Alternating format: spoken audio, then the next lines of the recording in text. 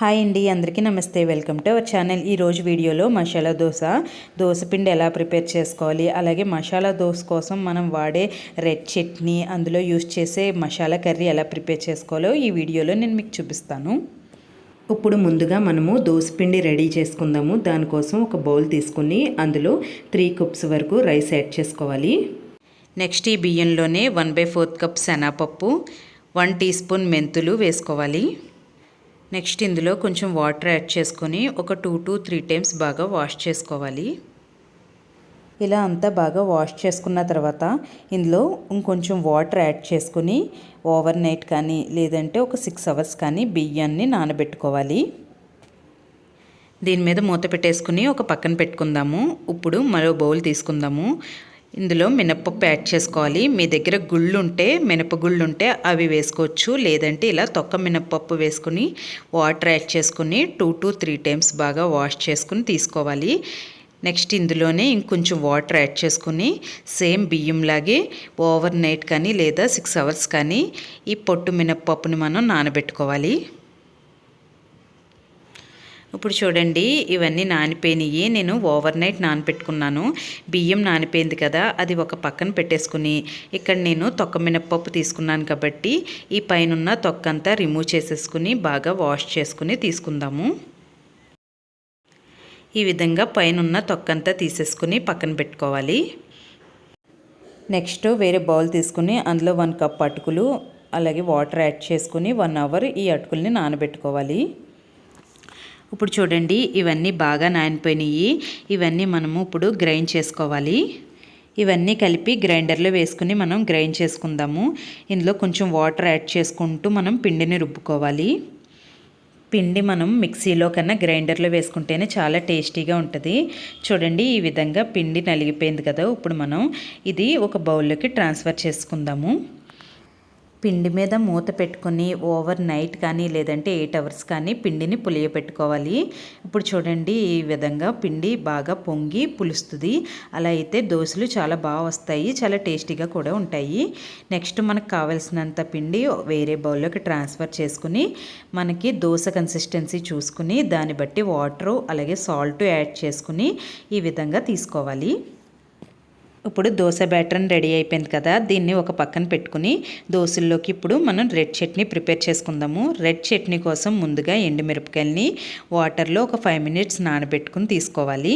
Next ఒక mixing bowl తీసుకుని అందులో నానబెట్టుకున్న ఎండుమిరపకాయలు 4-5, పావు కప్పు వేపిన శనగపప్పు, పొట్టు తీసుకున్న 4-5 వెల్లుల్లి రెక్కలు, 1 స్పూన్ జీలకర్ర, 1 స్పూన్ ధనియాలు, సరిపడేంత సాల్టు, నెక్స్ట్ ఇందులోనే నిమ్మకాయ సైజ్ అంత చింతపండు, కొంచెం కరివేపాకు వేసుకొని కొంచెం వాటర్ యాడ్ చేసుకుంటూ పచ్చడి ఈ విధంగా ఉండేలాగా మిక్సీ వేసుకోవాలి. రెడ్ చట్నీ రెడీ అయిపోయింది. దీన్ని ఒక పక్కన పెట్టుకుని దోశల్లోకి స్టఫింగ్ ప్రిపేర్ చేసుకుందాం. స్టఫింగ్ కోసం ముందుగా బంగాళదుంపల్ని ఇలా కట్ చేసుకుని ఒక కుక్కర్లో వాటర్ యాడ్ చేసుకుని 3 విజిల్స్ వేయించుకోవాలి. ఆవిరంతా పోయిన తర్వాత లిడ్ ఓపెన్ చేసి బంగాళదుంపలు చల్లారిన తర్వాత ఈ పైన తొక్కంతా రిమూవ్ చేసుకోవాలి. ఇవన్నీ ఇలా తొక్క మొత్తం రిమూవ్ చేసేసుకొని ఇవి ఒక పప్పు గుత్తుతో బాగా మెత్తగా చేసుకోవాలి. ఈ విధంగా బంగాళదుంపలు ఎక్కడా లేకుండా బంగాళదుంపలన్నీ బాగా మెత్తగా అయ్యేలాగా స్మాష్ చేసుకుని పక్కన పెట్టుకోవాలి. ఇప్పుడు మనం తాలింపు వేసుకుందాము. పోపు కోసం ముందుగా స్టవ్ మీద ప్యాన్ పెట్టుకుని అందులో ఆయిల్ వేసుకోవాలి. ఆయిల్ హీట్ అయిన తర్వాత ఇందులో 1 స్పూన్ మినప్పప్పు, 1/2 స్పూన్ జీలకర్ర, 1/2 స్పూన్ ఆవాలు వేసుకుని బాగా ఫ్రై చేసుకోవాలి. పోపు బాగా ఫ్రై అయిన తర్వాత ఇందులో కరివేపాకు అలాగే చిన్న ముక్కల కింద కట్ చేసుకున్న పచ్చిమిరపకాయలు, ఉల్లిపాయలు కూడా వేసుకుని బాగా ఫ్రై చేసుకోవాలి. ఇప్పుడు చూడండి, ఆనియన్స్ బాగా ఫ్రై అయిపోయినాయి. ఇలా ఆనియన్స్ బాగా ఫ్రై అయిన తర్వాత ఇందులో పసుపు, సరిపడేంత సాల్ట్ కూడా వేసుకుని ఒకసారి బాగా కలిపేసుకోవాలి. నెక్స్ట్ ముందుగా మనము బంగాళదుంప ఉడకపెట్టుకుని బాగా మెత్తగా చేసుకుని పక్కన పెట్టుకున్నాం కదా, అది ఇందులో వేసుకుని ఇవన్నీ కూడా బాగా పట్టీలాగా బంగాళదుంపకి బాగా కలుపుకొని పక్కన పెట్టుకోవాలి. పైన కొంచెం కొత్తిమీర వేసుకుని సర్వ్ చేసుకోవాలి.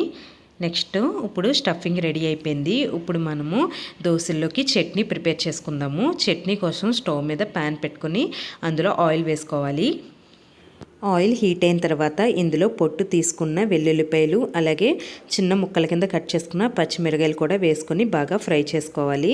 నెక్స్ట్ ఇందులోనే 1 కప్పు వేరుశనగ గుళ్ళు కూడా వేసుకొని బాగా ఫ్రై చేసుకోవాలి. ఇలా బాగా ఫ్రై చేసుకున్న తర్వాత చల్లారాక ఒక మిక్సింగ్ బౌల్లోకి ఇవన్నీ తీసుకోవాలి. ఇలా మిక్సింగ్ బౌల్లోకి ట్రాన్స్ఫర్ చేసుకున్న తర్వాత ఇందులోనే నిమ్మకాయ సైజ్ అంత చింతపండు అలాగే 1 స్పూన్ జీలకర్ర సరిపడేంత సాల్ట్ కూడా వేసుకొని మిక్సీ వేసుకోవాలి.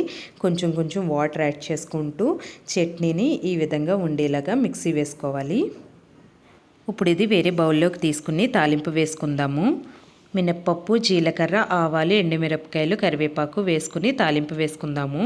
ఇప్పుడు చట్నీని ఒక పక్కన పెట్టుకుని ఇప్పుడు మనము మసాలా దోశ వేసుకుందాము. స్టవ్ మీద దోశ ప్యాన్ పెట్టుకుని ప్యాన్ వేడైన తర్వాత ఇలా దోశ వేసుకుని ముందుగా మనం రెడ్ చట్నీ చేసుకుని పక్కన పెట్టుకున్నాం కదా, అలా 1 స్పూన్ వరకు రెడ్ చట్నీ తీసుకుని దీని మీద ఇలా వీడియోలో చూపిస్తున్న విధంగా స్ప్రెడ్ చేసుకోవాలి. అలాగే మనం పొటాటో కూడా ప్రిపేర్ చేసుకుని పక్కన పెట్టుకున్నాం కదా, ఆ పొటాటో స్టఫింగ్ కూడా వేసుకోవాలి. పైన ఆనియన్స్ అలాగే చుట్టూరు ఆయిల్ కూడా వేసుకుని 1 సైడ్ బాగా కాల్చుకోవాలి. దోశ బాగా కాలిన తర్వాత జాయిగా రొటేట్ చేసుకుంటూ ఇలాగా మధ్యకి హోల్డ్ చేసుకొని ప్లేట్లోకి ట్రాన్స్ఫర్ చేసుకుంటమే. అంతేనండి, మసాలా దోశ రెడీ అయిపోయింది. ఈ వీడియో కనుక మీకు నచ్చినట్లయితే మీరు కూడా ట్రై చేసి మీకు ఎలా కుదిరిందనేది నాకు కామెంట్ సెక్షన్లో తెలియచేయండి. Thank you.